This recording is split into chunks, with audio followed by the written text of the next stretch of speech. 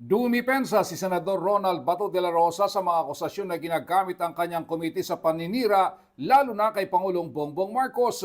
Ito ay ang ikinasa nitong pagdinig ng Senate Committee on Public Order and Dangerous Drugs sa umano'y leakage ng mga classified documents sa Philippine Drug Enforcement Agency na nag-uugnay sa pangalan ng Pangulo sa illegal na droga. Ayon kay De La Rosa, in aid of legislation ang target ng kanyang hearing dahil ayaw nitong masundan pa ang pagpapakalat ng mga dokumento para lang siraan ng mga opisyal ng gobyerno. Kasunod ito ng ipinakitang classified documents na isang blogger na kilalang kakampi ni dating Pangulong Rodrigo Duterte na umunoy galing sa PDEA. Ito ay ang pre-operation report ni dating PDEA Agent Jonathan Morales na nagsasabing naging target ng kanilang operation noon ang aktres na si Maricel Soriano at ni ngayon ay Pangulong Bongbong Marcos dahil sa umano'y paggamit ng iligal na droga. Giit ni De La Rosa, hindi dapat nangyayari na mayroong hindi otorisadong paglalabas ng mga dokumento sa isang opisina.